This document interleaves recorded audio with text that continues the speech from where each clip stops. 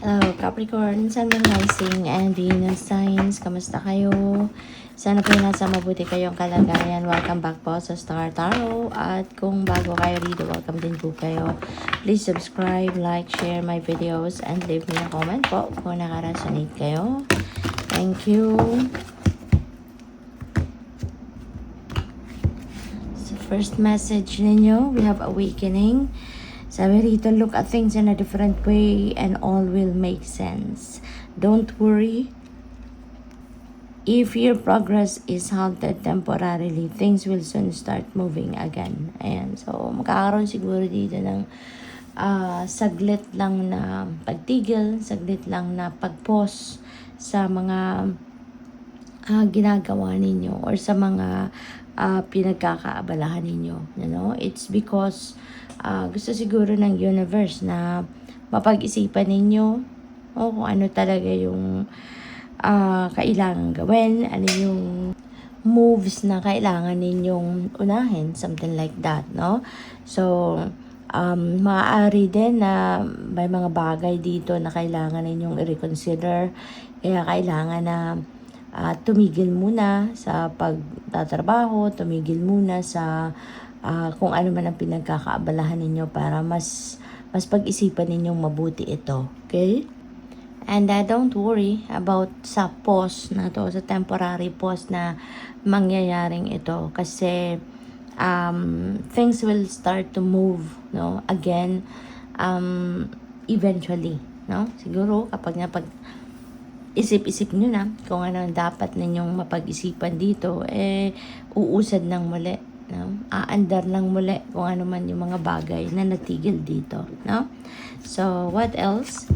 We have Prince of Winter. Get ready for progress to speed up. Ayan. So, pagkatapos nito, at ma-realize mo na yung mga bagay na dapat ninyong ma-realize, things are going to speed up again. Diba? So, bibilis na muli, no? Yung inyong galaw, magkakaroon na siguro kayo dito ng mas malinaw na direction, mas may isip nyo na rito, na-figure out na ninyo rito kung ano yung dapat na pag-focusan ninyo. Hindi ba? Kaya, most likely, ang magaganap rito, no, Capricorn, is maaaring magkaroon kayo dito siguro talaga ng panibagong perspective. Baka magkaroon kayo rito ng panibagong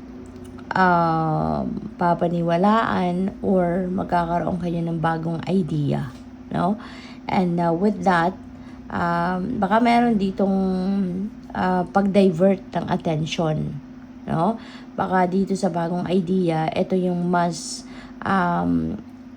gagawin ninyo sa ngayon, and maybe kung ano man yung dating ginagawa ninyo, baka maisasantabi muna yon, no? Yun ang napipick up ko dyan for some of you.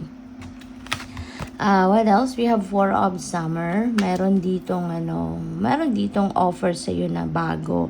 Merong dadating dito na bagong opportunity na probably, baka ito yung pagbibigyan ninyo ng mas maraming oras na sa ngayon or panahon, baka dito ma-divert yung attention ninyo, no? Baka ma-realize ninyo na yung opportunity na to na paparating or na once na dumating na to, baka dito kayo magfo-focus rather than doon sa kung ano ang dati ninyong pinagkakaabalahan, you know? So, baka kaya kailangan ninyong tumigil muna dito sa kung ano man ang dati ninyong pinagkakaabalahan. Kasi baka ito nga yung paraan ng universe na makita mo yung bagong opportunity, and ito yung dapat na ninyong asikasuhin, ito yung dapat ninyong bigyan ng panahon at oras sa ngayon. So po pwedeng ganun ang ganap dito. So let's see for more messages.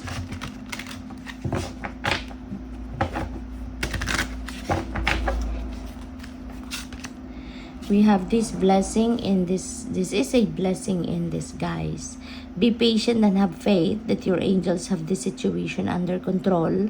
What will come is far better than you dare to dream. Wow. So po pwedeng ito yun, ano, yung bagong paparating.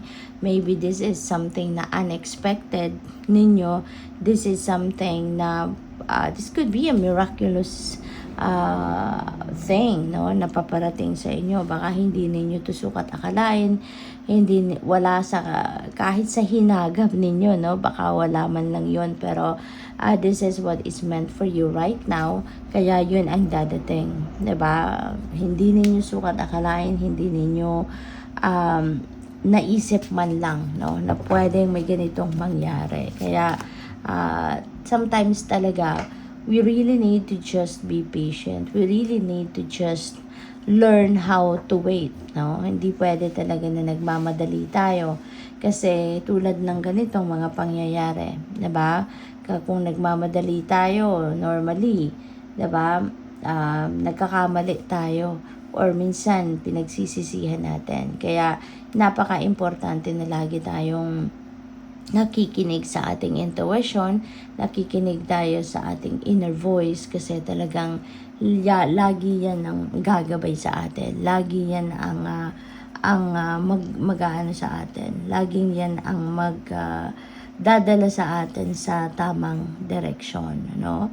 And in this case, sa inyo, 'di ba? Kung kayo'y patuloy na maghihintay, baka ito pala, no, yung ano na to, yung opportunity na dadating na to, ito pala yung dapat na pagfokusan ninyo, hindi ba? So what else we have? Yes, you are correct. You have listened to your inner guidance and made a wise choice. So keep moving forward, okay? So siguro ito yung inyong dasal, no? Maaaring hingi kayo ng guidance sa universe. You listen to the divine guidance, you listen to your intuition, you listen to your inner voice, at ito yung sinunod ninyo, ito yung ginawa ninyo. Kaya naman, hindi ba, masayang masaya kayo kasi siguro talagang this is very fulfilling, no? Kung ano man ito na sitwasyon na to, could be very fulfilling para sa iyo. Very very contented ka siguro na ito na yung ginawa mo or ito na yung ginagawa mo. Ito yung pinagfo-focus sa ninyo, no? So good luck sa you dyan. We have make a decision. Are you choosing to prioritize yourself or another in the situation? Accept divine guidance pointing you toward your own joy. You deserve it. Magkakaroon kayo dito ng decision, no? Your decision making. But yun nga, sabi din dito, accept divine guidance, no? Kaya importante talaga kahit sa anumang sitwasyon, kahit anumang pagkakataon, kailangan na lagi tayong nakikinig sa ating intuition. Lagi tayong makikinig sa divine guidance kasi hindi tayo magkakamali dyan, no? Hindi tayo dyan mapupunta sa hindi tama, hindi tayo mapupunta dyan sa mali, no? If we are going to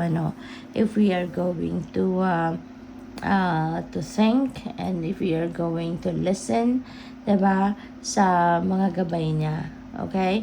Kaya lagi nating papakinggan at hindi lang natin papakinggan kung anong sinasabi o binubulong sa atin ng ating intuition, but also dapat sundin natin kasi sigurado mapupunta tayo sa tama.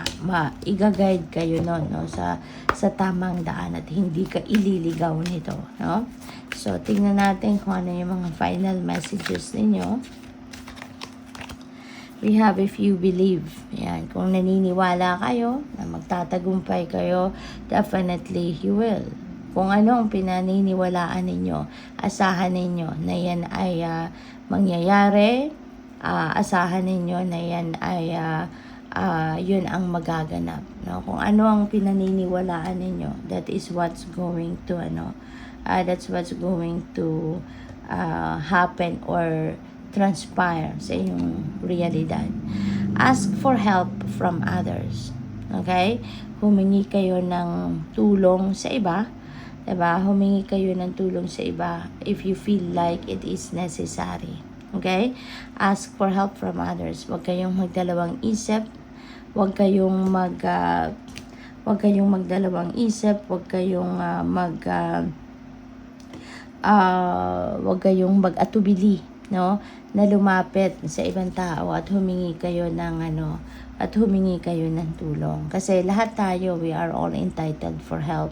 Lahat tayo, we are all entitled for we are all entitled for support from other people, no? Kahit nga yung mga most powerful people, 'di ba?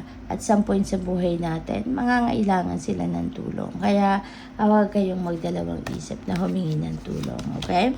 So, we have asked your angels. Ayan, humingi kayo ng tulong sa inyong mga angels, 'di ba?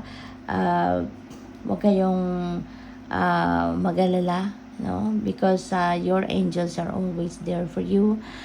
Your guardian angels are always watching you, guarding you, guiding you, you know. Kaya kailangan lang na dapat lagi lang kayong tumatawag sa kanila. Kasi kahit ano man ang iyong pangangailangan, they will be there for you. They will run towards you, no? And they will come to the rescue. Good luck sa'yo. Thank you for watching. Love and light. Namaste.